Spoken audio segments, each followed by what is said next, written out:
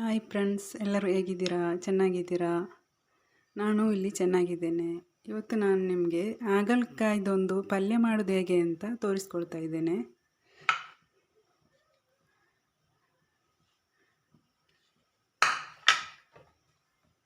ಇದಕ್ಕೆ ನಾನು ತೆಂಗಿನ ಎಣ್ಣೆ ಹಾಕ್ತಾ ಇದ್ದೇನೆ.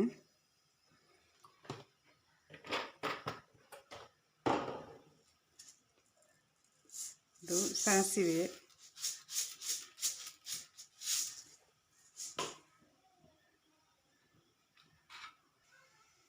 ಇದಕ್ಕೆ ಸ್ವಲ್ಪ ಕರಿಬೇವು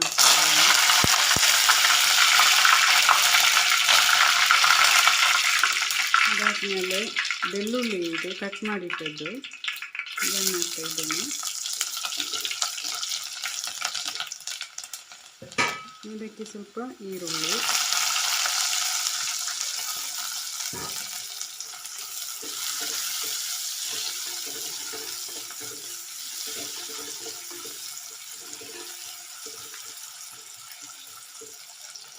ಇದೇ ಥರ ಸ್ವಲ್ಪ ಒಂದು ಚಿಕ್ಕ ಟೊಮೆಟೊ ಹಾಕ್ತಾ ಇದ್ದೇನೆ.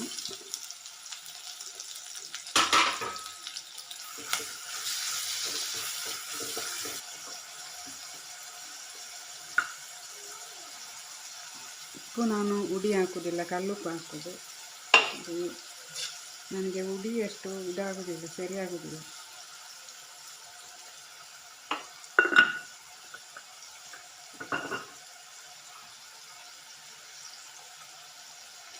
ಈ ಹಾಗಲಕಾಯಿಯನ್ನು ಕಟ್ ಮಾಡಿ ಉಪ್ಪಿನ ಹುಡಿ ಹಾಕಿ ಒಂದು ಅರ್ಧ ಗಂಟೆ ಬಿಟ್ಟು ಮತ್ತೆ ತೊಳ್ಕೊಂಡಿದ್ದೇನೆ. ಕ್ಲೀನ್ ಮಾಡಿ ಇಟ್ಟಿದ್ದೇನೆ. ಉಪ್ಪಿನ ಹುಡಿ ಎಲ್ಲ ಹಾಕಿ ತೊಳೆದು ಕ್ಲೀನ್ ಮಾಡಿ ಇಟ್ಟದ್ದು. ಅರ್ಧ ಗಂಟೆ ಉಪ್ಪಿನ ಹುಡಿ ಹಾಕಿ ಇಟ್ಕೊಂಡಿದ್ದೇನೆ, ಇದರ ಕೈ ಹೋಗಲಿಕ್ಕೆ ಅಂತ.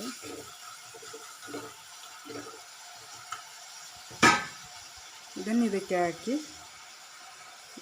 ಒಂದು ಸ್ವಲ್ಪ ಹೊತ್ತು ಬೇಯಿಸ್ಕೊಳ್ವ. ಇದನ್ನು ನಾವು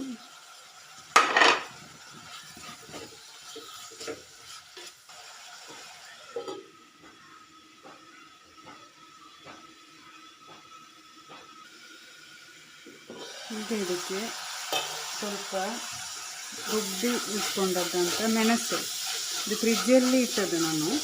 ಯಾವಾಗಲೂ ನಾನು ರುಬ್ಕೊಂಡು ಫ್ರಿಜ್ಜಲ್ಲಿ ಇಟ್ಕೊಳ್ತೇನೆ. ಮೆಣಸು ಮತ್ತು ಕೊತ್ತಂಬರಿ, ಸ್ವಲ್ಪ ಮೆಣಸು ಒಂದು 2-4 ಚಮಚ ಉಂಟು, ಇದನ್ನು ಹಾಕ್ತಾ ಇದ್ದೇನೆ.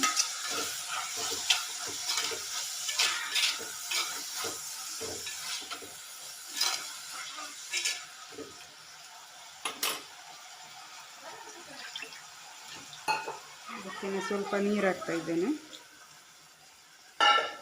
ಅದಾದಮೇಲೆ ಅದಕ್ಕೆ ಹುಳಿ ನೀರಲ್ಲಿ ಇದು ಮಾಡಿಟ್ಟಿದ್ದೇನೆ, ನೋಡಿದಿರಾ, ಹುಣಸೆ ಹಣ್ಣು.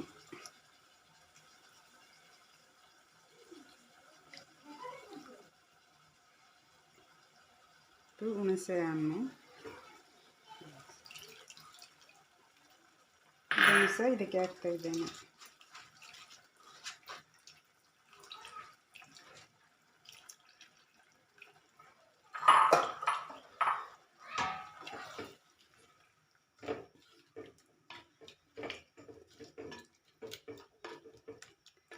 ಇನ್ನೂ ಒಂದು 10 ನಿಮಿಷ ಹೀಗೆ ಬಿಡೋಣ, ಇದು ಬೇಯಲಿ. ಮತ್ತು ಇದಕ್ಕೆ ಸ್ವಲ್ಪ ಬೆಲ್ಲ ಹಾಕಲಿಕ್ಕೆ ಉಂಟು. ಈಗ ಸ್ವಲ್ಪ ಬೆಂದಿದೆ. ಇದಕ್ಕಿನ್ನು ನಾನಿಲ್ಲಿ ಬೆಲ್ಲ ಹುಡಿ ಮಾಡಿ ಹಾಕ್ತಾ ಇದ್ದೇನೆ. ಇದು ಬೆಲ್ಲ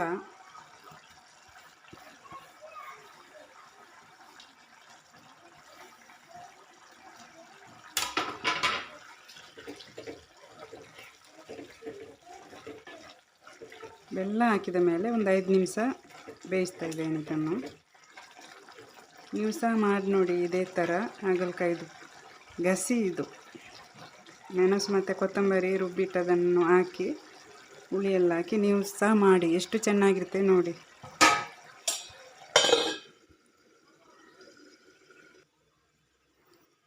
ಈಗ ನೋಡಿ ಫ್ರೆಂಡ್ಸ್, ಹಾಗಲಕಾಯಿದು ಪಲ್ಯ ರೆಡಿಯಾಗಿದೆ.